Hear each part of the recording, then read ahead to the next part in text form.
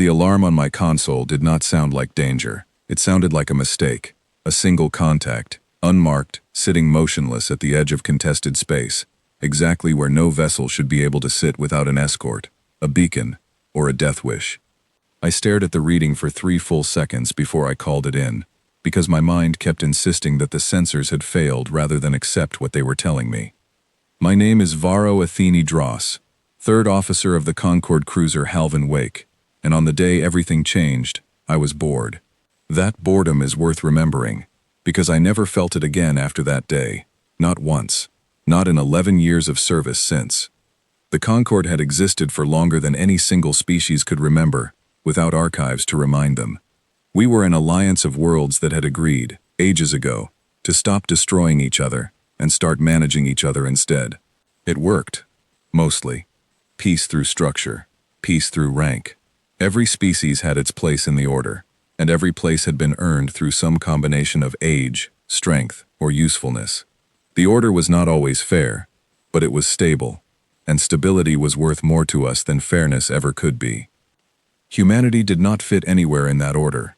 They were new, impossibly new, barely 2 centuries removed from burning coal for warmth, and yet somehow already sitting in observer chairs at Concorde assemblies, nodding politely, while older species debated whether they were children who needed guidance or animals who needed containment. I had met exactly one human before that day, a quiet translator named Dahlia Renwick who worked in the outer administrative wing of our command station.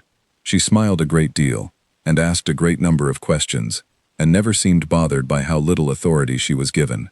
I remember thinking, at the time, that humans were pleasant enough, harmless, a species still finding its feet in a galaxy that had already finished walking. The unmarked contact sat there for 6 minutes, before command decided it was worth investigating. 6 minutes is a long time to stare at something that should not exist. Our sensors could not identify the make of the vessel, could not match it to any registered hull class, and could not explain why a ship of that mass produced almost no thermal signature at all, as though it were holding its breath. Could be a derelict, said Ensa Furwill, our navigation officer, a threll with pale banded skin, and a habit of assuming the least interesting explanation for everything. Drifted out of a shipping lane, engines dead, happens more than people think. Derelicts don't hold formation against a gravity well, I said. That thing is stationary on purpose. Captain Orvin Cade, a broad-shouldered threll with 3 decades of fleet service behind him, walked onto the bridge without hurrying, the way he always did, as though urgency were a habit beneath his station. He looked at the display for a long moment before speaking. "Identify registry," he said. "Working on it, Captain. Nothing in the database matches the hull signature. The design language is unfamiliar. If I had to guess, I would say it is human, based on the drive emissions pattern, but the size is wrong. Far too large for anything in their known fleet inventory." That got his attention. Cade had fought in 3 border conflicts and survived 2 assassination attempts, and very little rattled him anymore, but the word human, paired with the word unfamiliar, made his jaw tighten in a way I had only seen once before, during a supply crisis that nearly started a war with a neighboring cluster. "Hail them," he said. "Standard Concorde protocol. Request identification and stated purpose." We hailed. Nothing answered. We hailed again, adjusting frequency, adjusting language packages, running through the 17 most common trade dialects used across Concorde space. Still nothing. The ship did not move, did not power its weapons, did not attempt to flee or explain itself. It simply sat there, patient in a way that felt less like silence and more like observation, as though it were the one studying us, and not the reverse. "Curious," said our science officer, a soft-spoken Vethari named Prel Ashcombe, her 4 eyes cycling through spectrum ranges as she worked. "The hull is absorbing almost all active scan attempts, not deflecting them. Absorbing. I have never seen material behave this way outside of theoretical papers." "Theoretical papers written by whom?" Cade asked. "Ours," she said. "We theorized it. We never built it." The bridge went quiet after that, the particular quiet that settles over a room full of people who have just realized they know less than they believed. I remember looking at the ship on the main display, a long, dark shape with none of the ornamentation or visible weapon housings that every other warship in known space carried as a matter of pride, and feeling, for the first time in my career, a small cold seed of doubt about everything I had been taught regarding where humanity stood in the order of things. Command back at the regional relay station took another 4 hours to respond to our reports, which was standard because bureaucracy moved slower than curiosity, no matter which species ran it.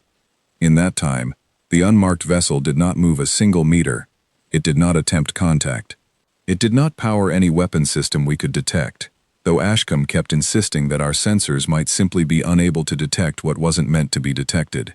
Cade dismissed that concern twice, then quietly asked her to keep working on it a third time when he thought no one was listening. The order finally came through relayed command channels, terse and administrative in the way most Concord directives were. Escort the unidentified vessel to the nearest designated human border checkpoint. Confirm registry once contact is established. Use minimal force if the vessel resists. Report all findings. Minimal force. As though the ship sitting on our display, silent and patient, gave any indication it would need force applied to it at all. They think it's lost, said Furwill, reading the same directive I was. A human ship that wandered too far from home and doesn't know how to get back. Maybe, I said, though I did not believe it. Not really. Not even then. There was something about the stillness of that vessel that felt deliberate rather than accidental, the way a predator holds still before deciding whether a sound in the grass is worth its attention. We moved into intercept formation. 3 cruisers arranged in the standard triangular escort pattern the Concorde had used for 4 centuries. A formation designed to project authority without appearing aggressive, familiar, and comfortable to every species that had ever operated under it. As we closed the distance, running standard hailing procedures every few minutes out of habit more than expectation, the unmarked vessel finally did something. It turned. Not fled, not attacked. It rotated smoothly on its axis, unhurried, until its long dark hull faced us directly, and for the first time since we had detected it, every sensor across our 3 ships lit up simultaneously with new data, as though the vessel had decided, in that moment, that we were worth being seen by. It's acknowledging us, Ashcombe said, her voice carrying a note of relief that I did not share. Power signature shifting. I think it's preparing to respond to hails. A channel opened before we even finished requesting one. No image accompanied it, only a voice, calm and unhurried, speaking Concord standard with an accent I could not immediately place, warm in tone but with an edge underneath it that reminded me, absurdly, of the way my grandmother used to speak to children who had wandered somewhere they shouldn't have gone. "This is the vessel you are currently approaching," the voice said. "We see you. We mean you no difficulty. You may continue your approach if that is your intention, but I would ask that you do so at reduced speed. Some of your crew members appear anxious, and I would prefer not to add to that." Cade's expression did not change, but I saw his hand tighten briefly on the arm of his chair. "This is Captain Orvin Cade of the Concorde cruiser Halvin Wake," he said. "You are operating an unregistered vessel in contested space. State your registry and your purpose here." A pause, brief and unhurried, the kind of pause that suggested consideration rather than confusion. "My registry is not something your database will currently recognize," the voice said. "My purpose is my own. For now, I understand that this is an unsatisfying answer for a Concorde officer to receive, and I apologize for that. I am not attempting to be difficult. I simply have not yet decided how much of my purpose I am willing to share with you." Furwill glanced at me across the bridge, her pale banded skin shifting color slightly, a thrall expression of unease that I had come to recognize over our years serving together. I felt it too, that same unease, because nothing about the voice was hostile. Nothing about it was aggressive or threatening in any way we had been trained to recognize, and somehow that made it worse. We were trained to read aggression. We were trained to read fear, submission, defiance, all the familiar shapes that first contact usually took. We were not trained to read patience, and patience was exactly what that voice carried. Patience the way a much older being might carry it while speaking to someone far younger than themselves. "You will submit to escort," Cade said, his tone hardening slightly. "You will be brought to the nearest human checkpoint for identification and processing. This is not a request." Another pause. When the voice returned, there was something almost gentle in it, though I could not have explained why gentleness from an unidentified warship felt so unsettling. I understand it isn't a request, Captain. I want to be honest with you, because I think honesty will serve us both better than the alternative. I will allow your escort. I have no interest in creating conflict with the Concorde today, and I suspect very little would be gained from it. But I want you to understand something before we begin, because I think it matters, and because I do not think anyone else has told you this clearly enough. I am not lost, I am not new, and I am not alone out here, even though your sensors will tell you otherwise. The channel closed before Cade could respond, and the bridge sat in a silence that stretched long enough for the ambient hum of the ship's systems to feel unnaturally loud. I looked at the display again, at the long dark shape of that vessel, motionless and patient, and felt the cold seed of doubt from earlier grow into something heavier, something closer to dread, though I would not have called it that at the time. At the time, I told myself it was simply unfamiliarity. New things were always unsettling before they became understood. I did not know yet how wrong that comfort would turn out to be. We began the escort at reduced speed, exactly as the voice had requested. 3 Concorde cruisers surrounding a single unmarked human vessel that showed no fear, no hesitation, and no interest whatsoever in explaining itself further.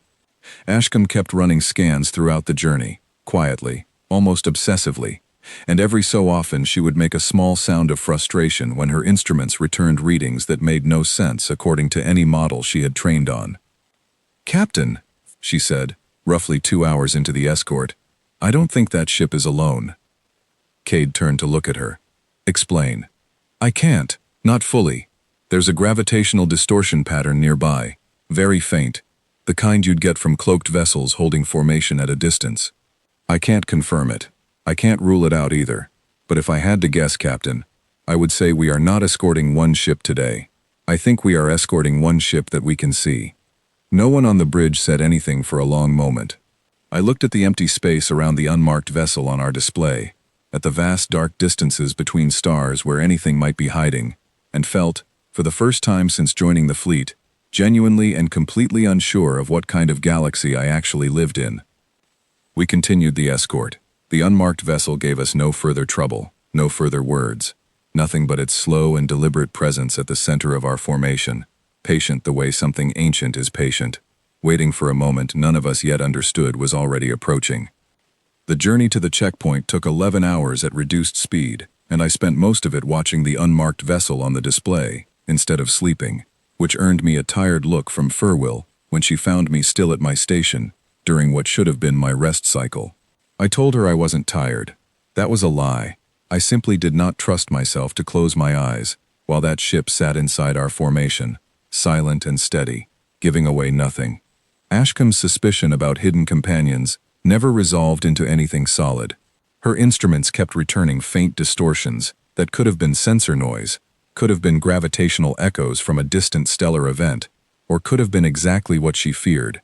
Cade ordered her to keep monitoring, but told the rest of the bridge not to raise the concern in any official report until we had something more concrete than a feeling. I understood his caution. A Concorde captain who filed a report claiming an invisible fleet might be shadowing a single human vessel would not be taken seriously. Not without evidence, and evidence was the one thing we did not have.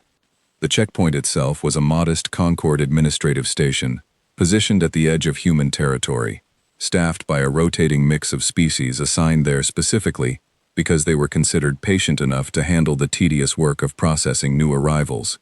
Station Commander Isla Sorn, a Vithari with more decades of border service than anyone else in the sector, greeted our arrival with the weary efficiency of someone who had seen every kind of first encounter the galaxy had to offer, and assumed this one would be no different. She was wrong, though none of us realized it yet. "Bring them in for standard processing," she said over the comm, as our formation approached the station. "Registry check, crew manifest, cargo inspection if applicable." Nothing unusual required.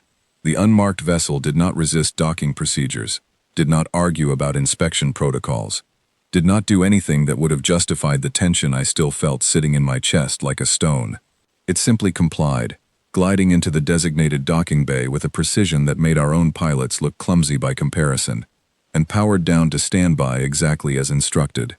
I was assigned, along with 2 station officers, to the initial contact team that would board the vessel for registry verification. I volunteered for the assignment, which surprised even me, because every instinct I had told me to stay as far from that ship as possible. But curiosity has always been stronger in me than caution, a trait my mother used to say would either make my career or end it early, and I told myself that understanding this ship mattered more than my discomfort around it. The airlock hissed open with a sound so quiet it was almost polite, and the first thing that struck me stepping aboard was how ordinary everything looked. I do not know what I expected. Something alien in construction, perhaps. Something that visibly reflected the strangeness of a vessel our sensors could not properly identify. Instead, the corridors were clean, well lit, human in scale and proportion, with none of the imposing grandeur that Concorde warships favored to remind their crews of the authority they served. A woman met us at the end of the entry corridor, standing with the easy posture of someone entirely at home in her own space. She introduced herself as Nora Bellwether, ship's liaison, and shook each of our hands in turn, her grip firm but not aggressive, her expression pleasant in a way that felt genuine rather than performed. "I imagine this feels strange," she said, leading us further into the vessel. "Boarding a ship you couldn't identify, being told almost nothing about who we are or why we're here. I promise it isn't meant to unsettle you. We simply move carefully. It's become something of a habit for us." "Why move carefully at all?" I asked. "If you have nothing to hide." She smiled at that, a small, private smile that suggested she found the question more interesting than she let on. "Everyone has something they'd rather introduce. Slowly, Officer Dross. Your own Concorde took centuries to earn the trust it holds today. We're simply newer to the process. We'd like to earn ours a little more carefully than most." I noted, with some unease, that she knew my name and rank without having been told either. The registry check itself was almost disappointingly mundane. Bellwether provided documentation that satisfied the basic legal requirements of Concorde border law, enough to confirm the vessel as human in origin, enough to allow it continued passage through contested space under a provisional travel authorization.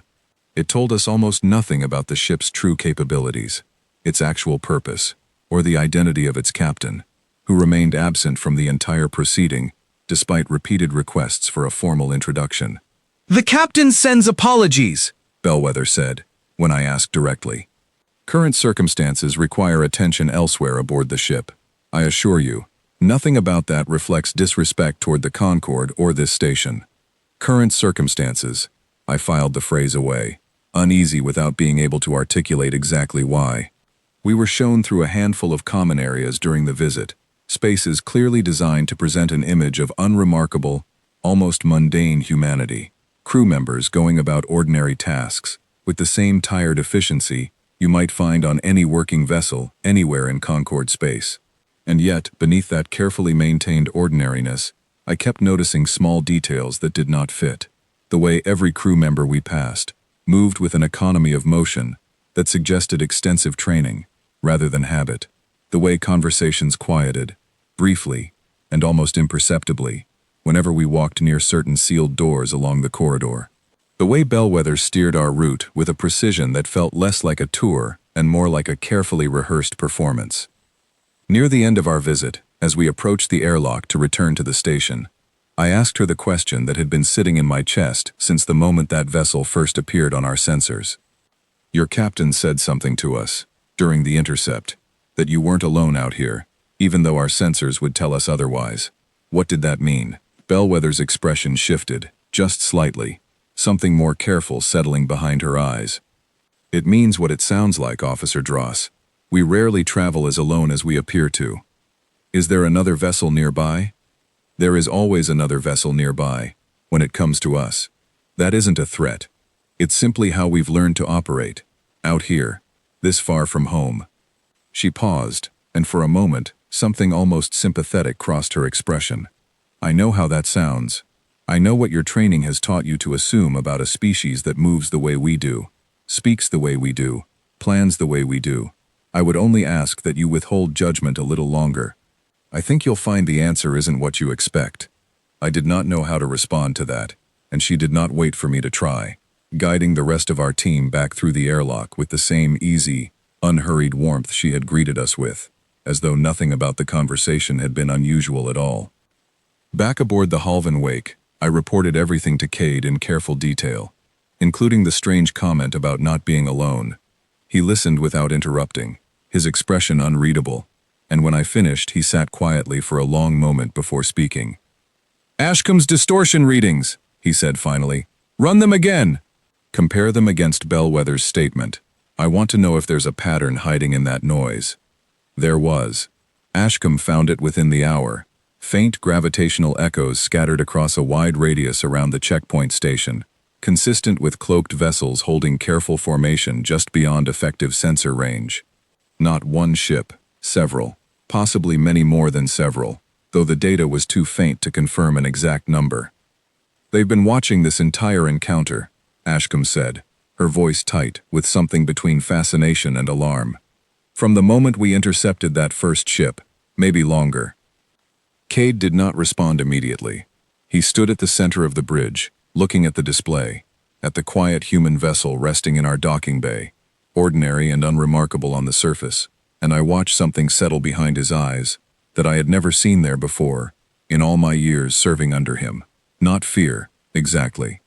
Something closer to recalculation, the look of a man realizing that every assumption underpinning his understanding of the galaxy might need to be rebuilt from its foundation. "Increase our alert status," he said quietly. Quietly. "I don't want this station in a panic over something we don't yet understand. But I want every officer aware that we may not be dealing with a single vessel. I want us prepared for the possibility that we've been observed this entire time by something considerably larger than what we can currently see." None of us slept well that night, if the artificial cycle aboard a Concorde cruiser could even be called night. I lay in my quarters staring at the ceiling, turning Bellwether's words over in my mind, that quiet insistence that the answer wasn't what we expected, and found myself unable to shake the feeling that we had walked into something far larger than a single unmarked ship at the edge of contested space. Something patient, something that had been waiting, perhaps for a very long time, for exactly the right moment to be truly seen. That moment arrived faster than any of us anticipated, and when it came, it did not arrive gently.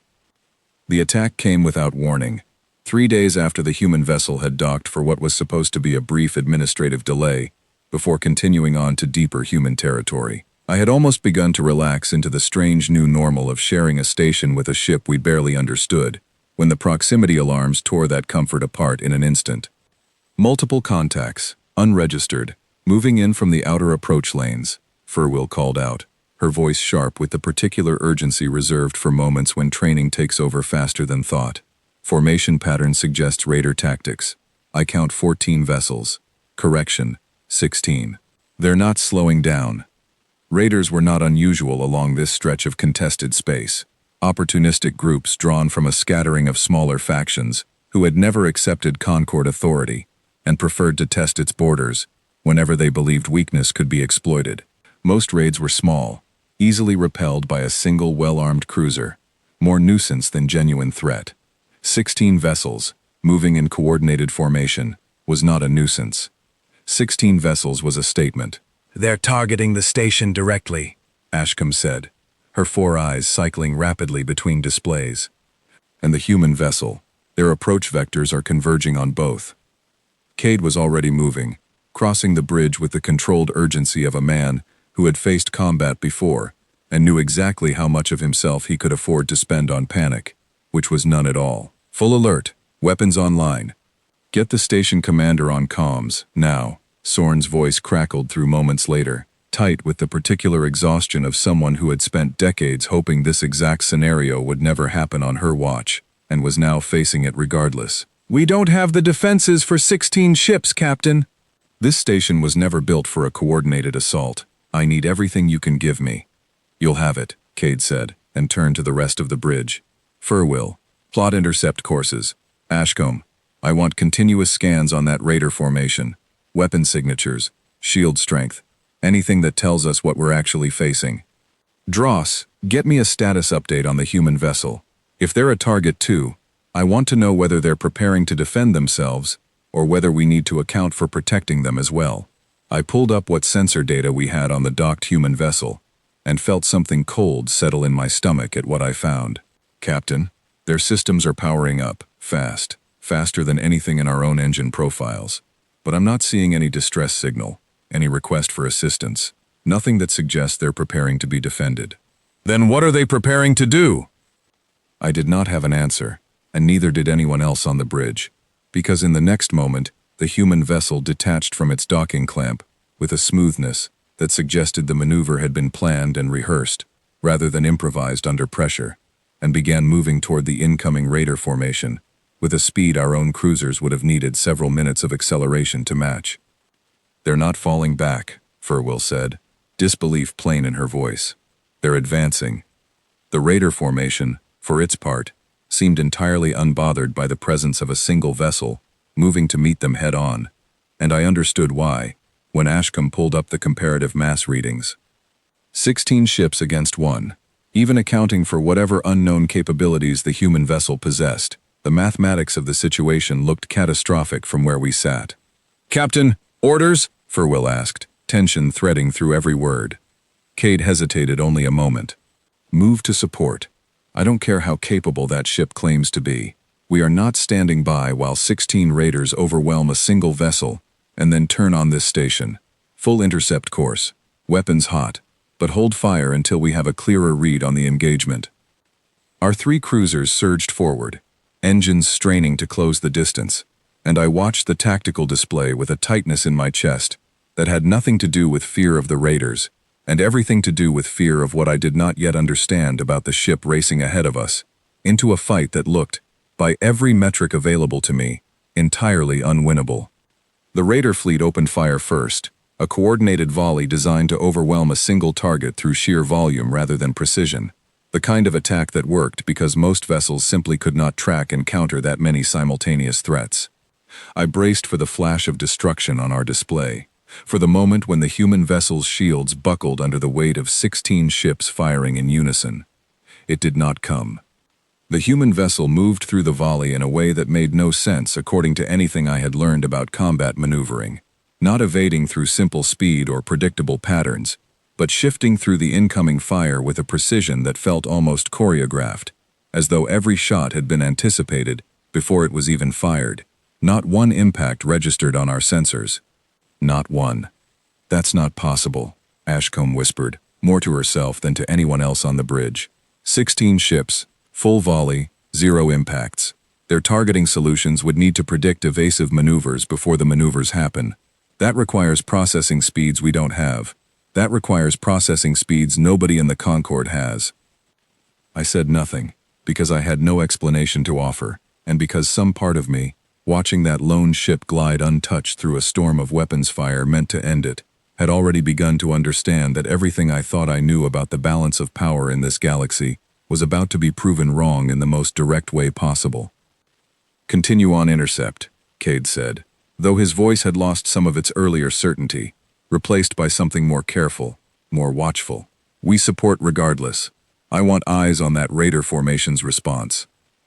The raiders adjusted their tactics almost immediately, spreading into a wider dispersal pattern, the kind of formation shift that experienced combat commanders used when a single coordinated volley failed, and a longer, more grinding engagement seemed likely instead. It was a reasonable adjustment.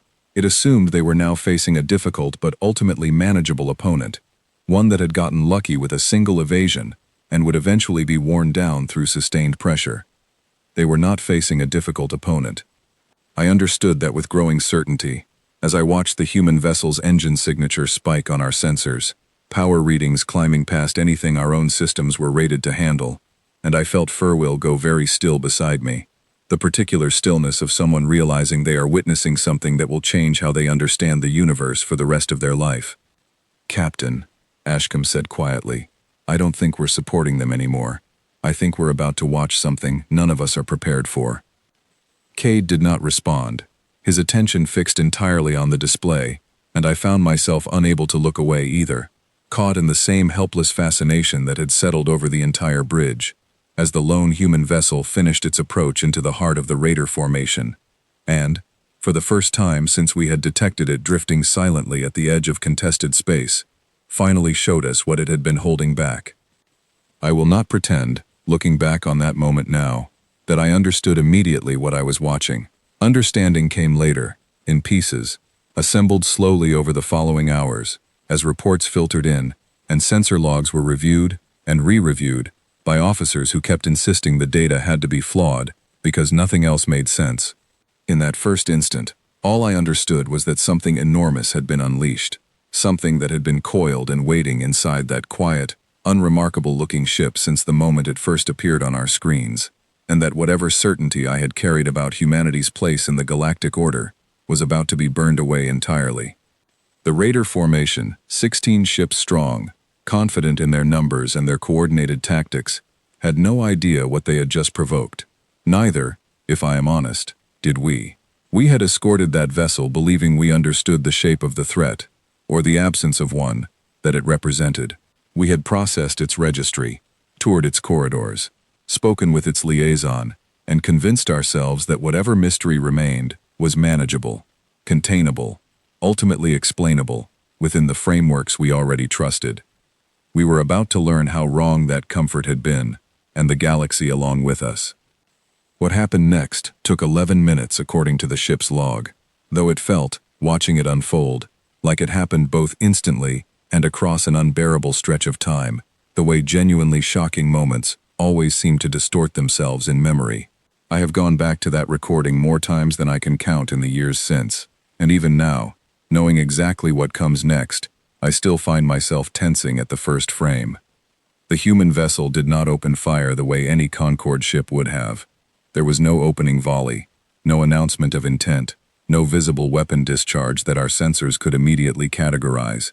Instead, small clusters of light bloomed silently around 3 of the Raider vessels simultaneously, and a heartbeat later those 3 ships simply stopped functioning, their engines going dark, their weapon systems falling silent, drifting suddenly powerless in the void, as though something had reached inside them and switched them off from within.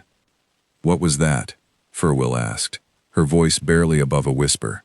"I'm not reading any weapon discharge consistent with hull damage.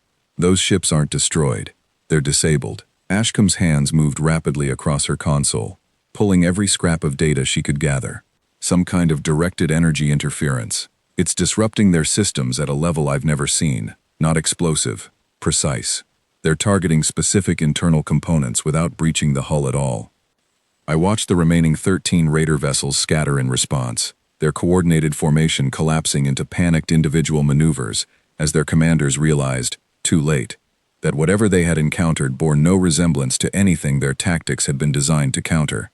Some tried to flee outward, breaking for open space. Others turned their weapons toward the human vessel in a final desperate volley. None of it mattered. The human ship moved between them with a fluidity that defied every principle of vessel maneuvering I had studied throughout my career, closing distance on fleeing ships faster than their own drives could carry them away, weaving through incoming fire from the ships, still attempting to engage without a single impact registering against its hull. Wherever it passed close enough, another Raider vessel would go dark, engines failing, weapons silencing, crews left drifting and helpless in ships that remained, as far as we could tell, largely intact. "They're not killing them," I said, the realization settling over me slowly, disbelief giving way to something closer to awe. "Captain, look at the damage reports. Every disabled vessel is showing minimal structural harm.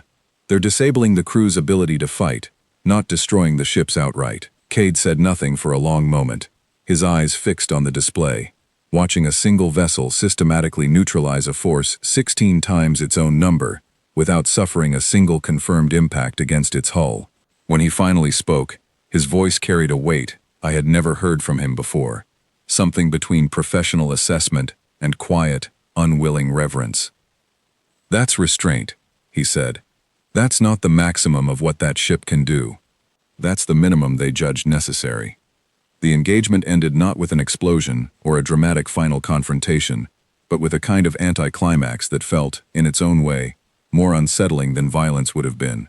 The last 4 Raider vessels, watching their companions disabled one after another with mechanical inevitability, broke formation entirely and attempted to flee at maximum burn, abandoning any pretense of coordinated resistance. The human vessel did not pursue them. It simply held position at the center of the drifting, disabled formation it had created, engines cycling down from whatever extraordinary output they had reached only minutes before, patient once again, as though nothing remarkable had happened at all. "Should we pursue the fleeing vessels?" Furwill asked, looking to Cade for direction. "Let them go," Cade said quietly. "I think everyone in this sector is about to hear exactly what happened here, regardless of whether we chase down 4 frightened stragglers. Focus on the disabled ships. I want medical and recovery teams standing by. Whatever we're dealing with, I don't think it wants the crews of those raider vessels harmed any further than they already have been." That instruction proved correct within minutes, as the human vessel opened a channel to the station, Bellwether's voice returning with the same calm, unhurried warmth she had carried during our earlier meeting, as though she were reporting nothing more significant than a routine docking maneuver. 16 vessels disabled, 0 confirmed loss of life aboard the raider ships as far as our scans indicate, she said. "We would recommend recovery and medical support for the crews as soon as it can be arranged. Several of the disabled vessels show minor atmospheric integrity concerns that should be addressed promptly." Cade stood at the center of the bridge, staring at the display, at the quiet aftermath of a battle that had barely lasted the length of a single briefing, and I watched him search for words that would not quite come. When he finally responded, his voice was measured, careful, the voice of a man choosing to project calm authority while privately recalibrating everything he understood about the universe he served. "Understood," he said. "Recovery teams are being dispatched. Thank you for your assistance." "Of course, Captain," Bellwether replied. "I imagine you have questions. I imagine most of your fleet does by now. We'll make time to answer what we reasonably can, once the immediate situation is resolved." The channel closed, and the bridge sat in a silence heavier than any I had experienced before, every officer present processing, in their own way, the full weight of what we had just witnessed. Ashcombe kept replaying sensor logs, murmuring quietly to herself as she tried to reconcile the data with anything she had studied. Furwill sat rigidly at her station, her banded skin cycling through colors that suggested a Threll mind working very hard to hold itself together. And Cade simply stood, unmoving, staring at the drifting field of disabled raider vessels, at the single unassuming human ship resting calmly at its center. And I understood, watching his expression, that he was grappling with something far larger than the tactical results of a single engagement. He was grappling with the shape of a new galaxy, one where a species we had spent months treating as a curious, harmless newcomer had just demonstrated, without malice and without apparent effort, that it possessed capabilities beyond anything the Concord had built in centuries of collective advancement. And it had chosen, in that first true test, to hold back, to disable rather than destroy, to spare crews who would, under any Concord doctrine, have been considered legitimate casualties of a defensive engagement. I found myself thinking of Bellwether's words from days earlier, her quiet insistence that the answer wasn't what we expected, and understood now, with a clarity that felt almost physically heavy, exactly what she had meant. We had expected weakness, or at best, a modest and manageable capability, befitting a young species still finding its place among older, more established powers. What we had witnessed instead was something that had clearly chosen, deliberately and repeatedly, to present itself as far less than it actually was. The recovery operation took the better part of a day, station crews and Concord medical teams moving between the disabled raider vessels, treating shaken and thoroughly humbled crews who kept asking, in various languages and various states of disbelief, what exactly had happened to their ships. None of them had answers we could give, because none of us fully understood it ourselves. Not yet. Not in any way that could be properly articulated. Throughout the recovery, the human vessel remained stationary at the center of the debris field, engines idling, doing nothing further to draw attention to itself, as though the extraordinary display of capability, only hours before, had already been forgotten by its own crew, filed away as an unremarkable Tuesday, rather than the kind of event that would reshape how an entire galactic order understood its newest member. I requested, and was granted, permission to return aboard the human vessel once the recovery operation concluded, driven by a need to understand that had grown too large to ignore. I told myself it was professional curiosity, the responsibility of an officer gathering intelligence for a report that command would certainly demand. In truth, was something closer to the need a person feels to look directly at something that has frightened them, rather than let the fear grow larger in the space left by unanswered questions. What I found aboard that ship, in the hours that followed, would change the entire shape of my understanding, not just of humanity, but of the careful, deliberate silence that species had chosen to maintain about itself for as long as it had known the wider galaxy existed at all. Bellwether met me at the airlock again, though this time her manner carried a subtle shift, less the careful performance of a liaison managing a delicate first impression, and more the quiet directness of someone who understood that the earlier pretense had served its purpose and could finally be set aside. "The captain will see you now," she said, before I had even finished stepping through the entry corridor. "He's been expecting someone from your ship to ask, sooner or later. He'd rather it be you than a formal delegation. Fewer people to disappoint if the conversation doesn't go the way command would prefer." She led me deeper into the vessel than our earlier tour had gone, past sealed doors that no longer stayed quiet as we passed them, past crew members who looked at me now with open curiosity, rather than the practiced neutrality I remembered from before.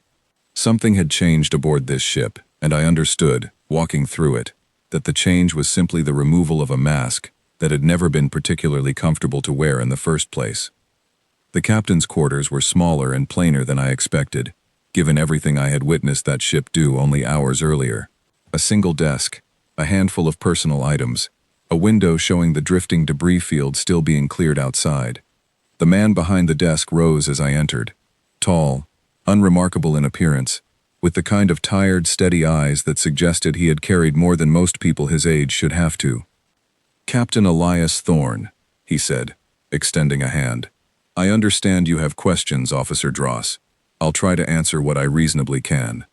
I sat across from him, unsure, for the first time in longer than I could remember, exactly how to begin a conversation that felt too large for any single question to properly open.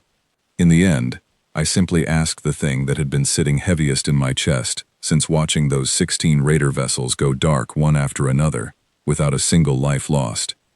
"Why did you hide this? All of it. The capability we saw today, the restraint you showed, all of it.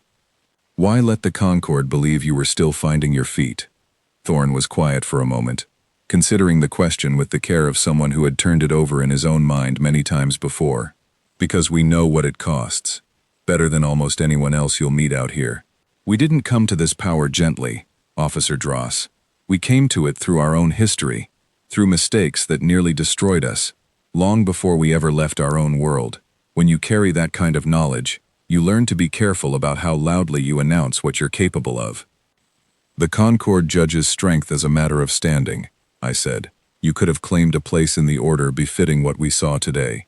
Instead, you let yourselves be treated as a curiosity, as something lesser." "There's a difference," he said, "between being underestimated and being unsafe. We chose the first, deliberately, because the alternative worried us far more than a little wounded pride ever could. A galaxy that sees strength immediately starts calculating how to use it, contain it, or challenge it. We wanted time to understand this place, to understand the Concord, before anyone had to make decisions about us based on fear rather than familiarity. I thought of the raiders, disabled rather than destroyed, of the careful precision with which that single vessel had ended an overwhelming assault without a single confirmed loss of life among the very people attacking it. Today wasn't about hiding, though. Today you showed us exactly what you're capable of. Today we didn't have a choice," Thorne said. "A threat to your station, to people under Concord protection, and to my own crew, all at once. I wasn't going to let caution cost lives that restraint could save. But even then, notice what we chose to do. We disabled. We didn't destroy. Even at full display, we tried to show you the shape of what we're capable of, without showing you the full weight of it. There's more beneath what you saw today, Officer Dross. Considerably more." That admission settled over me heavily, and I found myself asking the question that had been quietly forming since Bellwether's comment days earlier, about never traveling as alone as they appeared. "The other vessels, the ones our sensors detected, hidden nearby throughout this entire encounter. How many, and why?" Thorne's expression grew more careful, though not evasive. "I won't give you a number, because I don't think a number would serve either of us well right now. What I will tell you is this. We do not send a single vessel this far from home without support nearby. Not because we expect trouble specifically, but because we've learned, through hard experience, that trouble tends to find people who assume it won't. That's not a statement about the Concorde. That's simply how we've chosen to operate, out of an abundance of caution born from our own past. Your own past, I repeated. You keep returning to that. What exactly happened?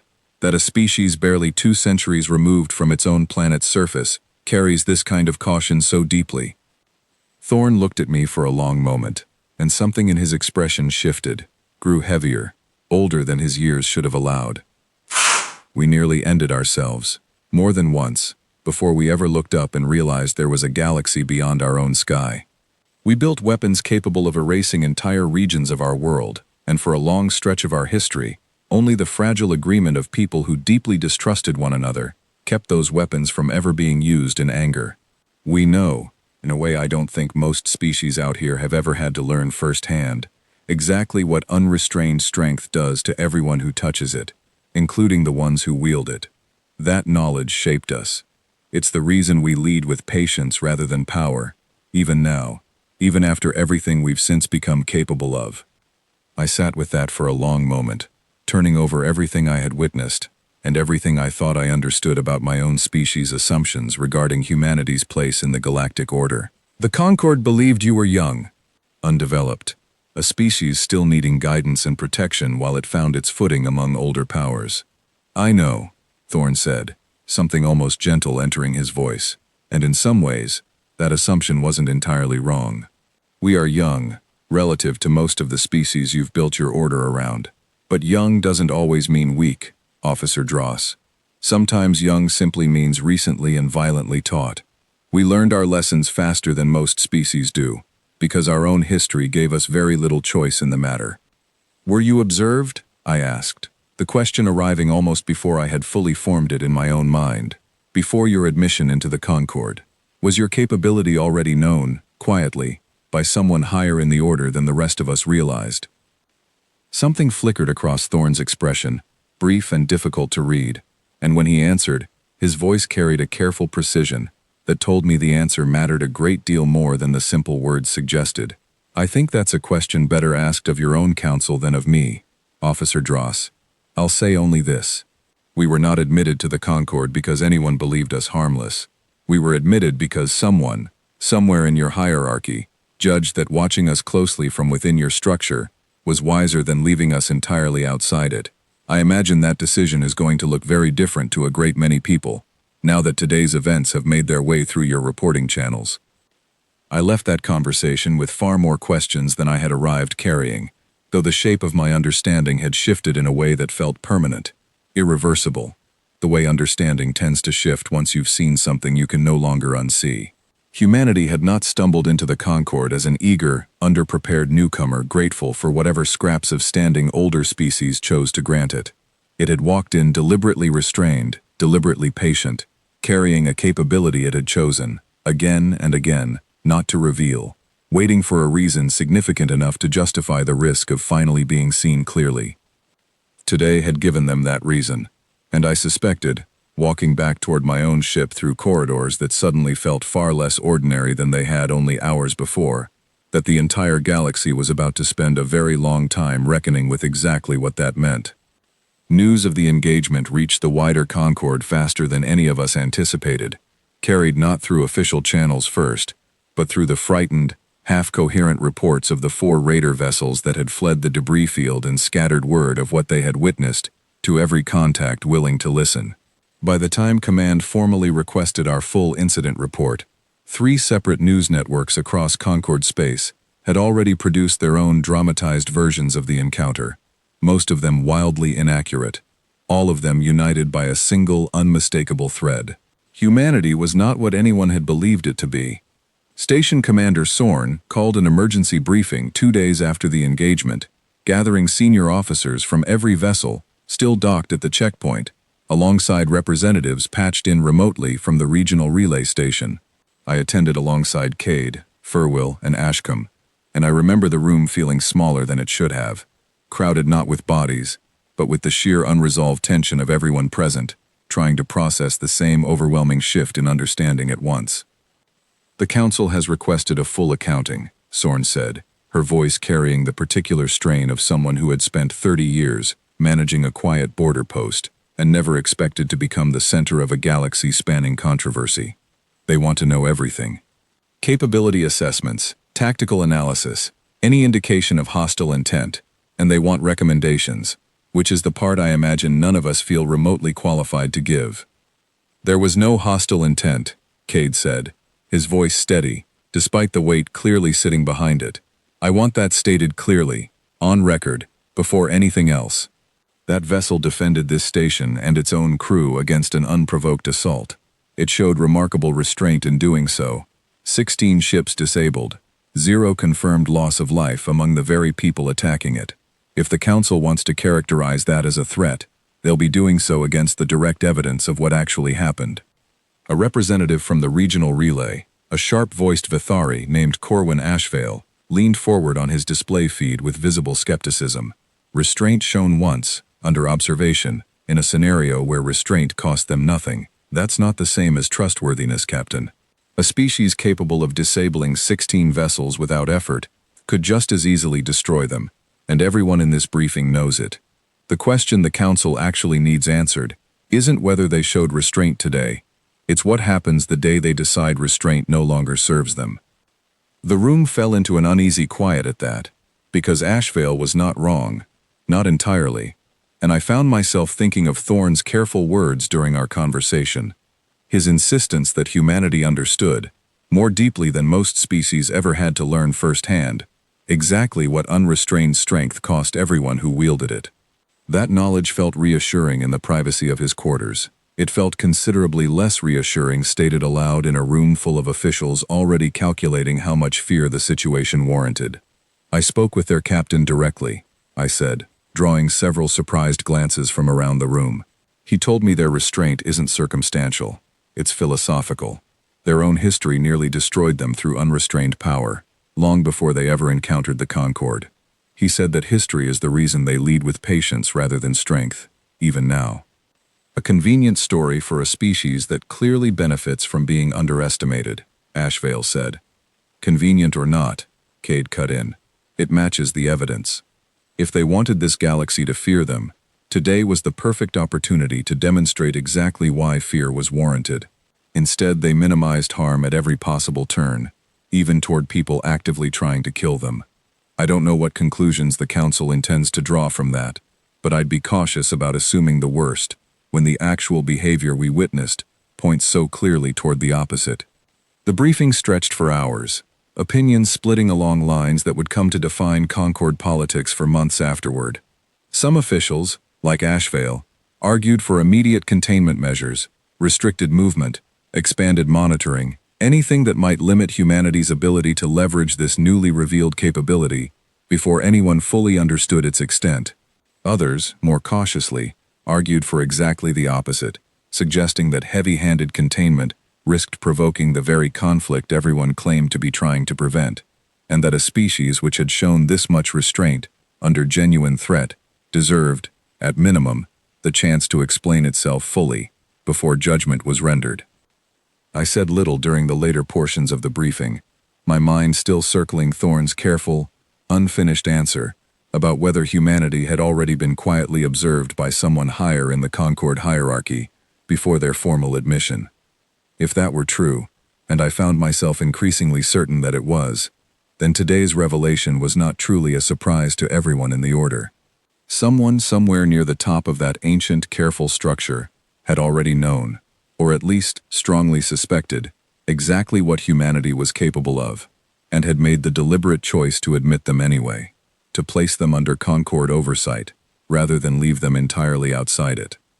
That thought unsettled me more than the battle itself had, because it meant the true reckoning happening across Concord space was not really about whether humanity could be trusted with the power it possessed.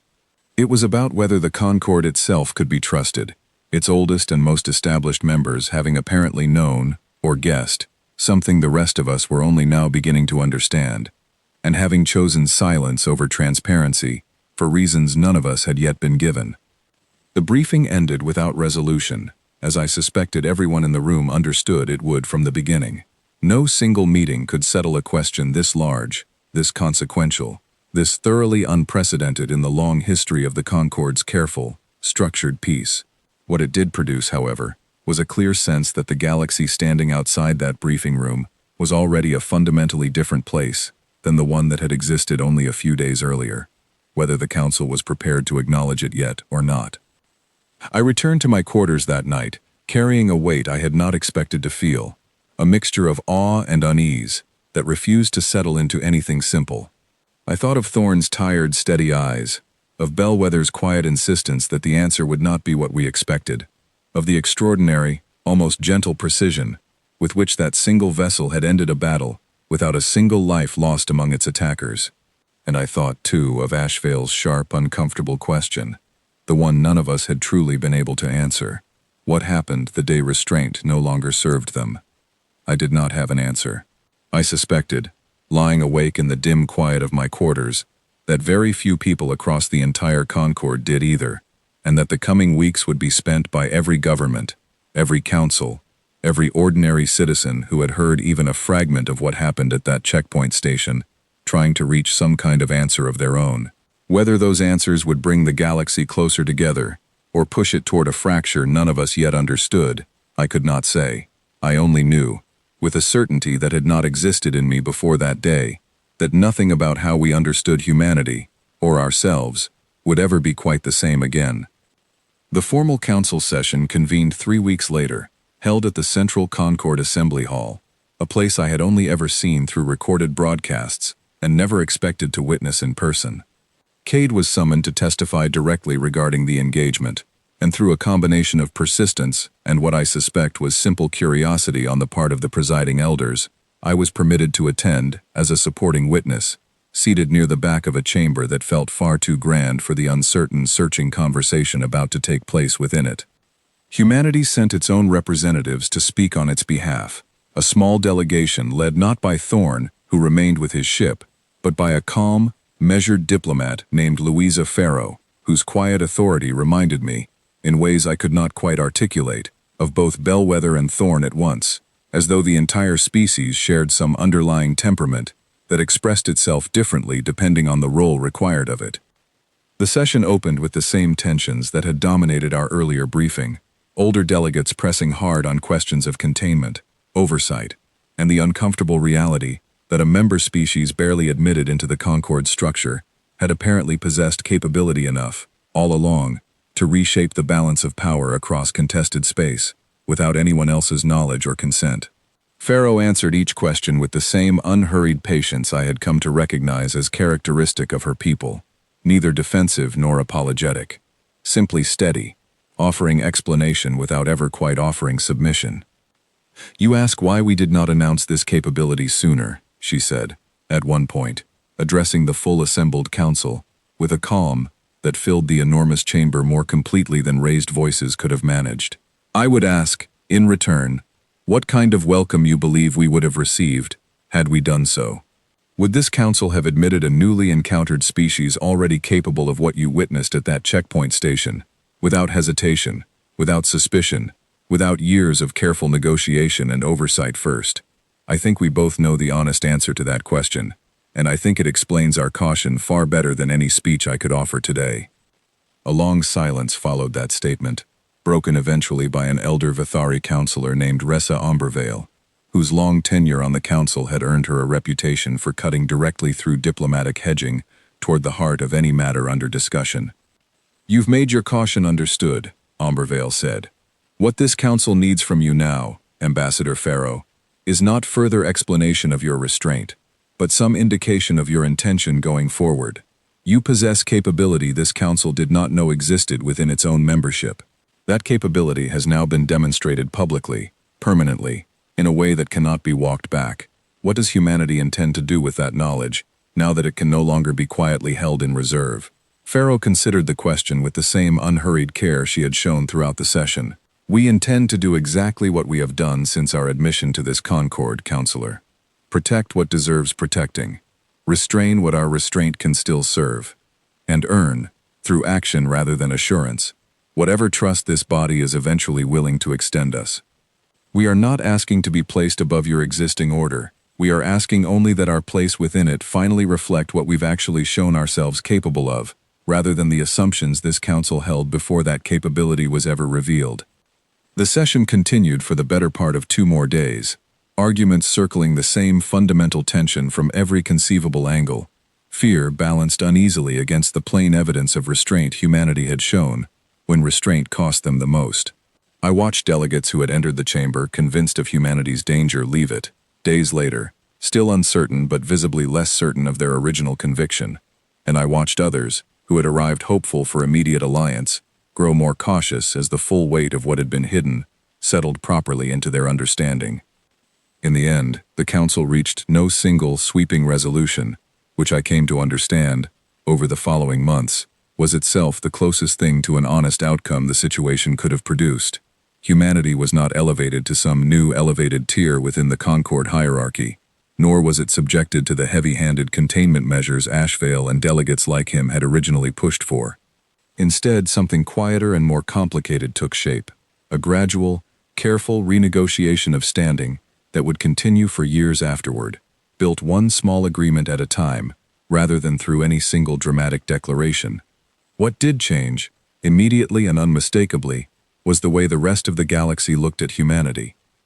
The careless, patronizing curiosity that had defined most Concord attitudes before the engagement disappeared almost overnight, replaced by something far more complex, equal parts respect, caution, and a lingering unease that I suspected would take generations to fully settle.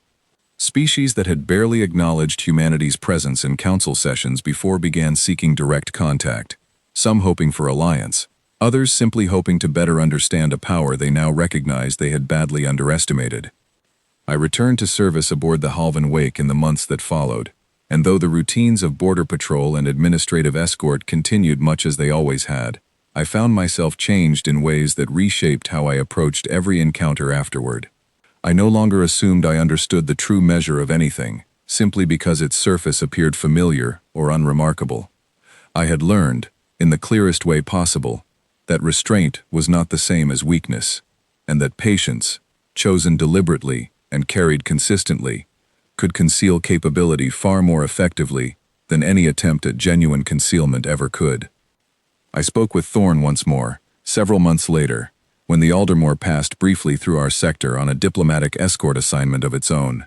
We shared a quiet meal aboard his ship, and I asked him, finally, the question that had lingered in me since our first conversation, about whether humanity had ever regretted the choice to reveal itself so fully, given everything that revelation had set into motion across the wider Concord.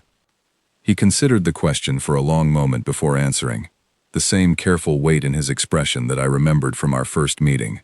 Regret implies we had a better option available, Officer Dross. I don't think we did. Sooner or later, something would have forced our hand, some crisis we couldn't resolve quietly, some threat we couldn't disable without being truly seen. I would rather the galaxy learned what we are through an act of protection than through an act of conquest. I think, given everything, that's the best any of us could have hoped for. I think of that answer often, even now, years removed from the day a single unmarked warship first appeared at the edge of contested space, and quietly, patiently, began reshaping everything the galaxy believed it understood about the species that had built it. Humanity did not arrive seeking to frighten us. It arrived seeking, as far as I have ever been able to determine, exactly what it claimed from the very beginning, a place within a wider order it hoped to earn honestly, on terms shaped by trust rather than fear. What the galaxy learned instead, in the end, was something considerably more difficult to sit comfortably with.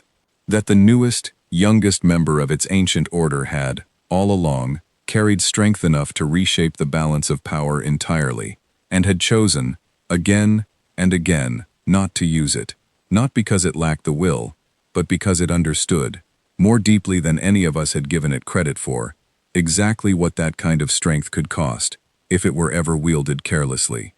The galaxy did not simply meet humanity that day at the checkpoint station. It finally understood it, and understanding, I have come to believe, changes everything it touches far more permanently than fear ever could.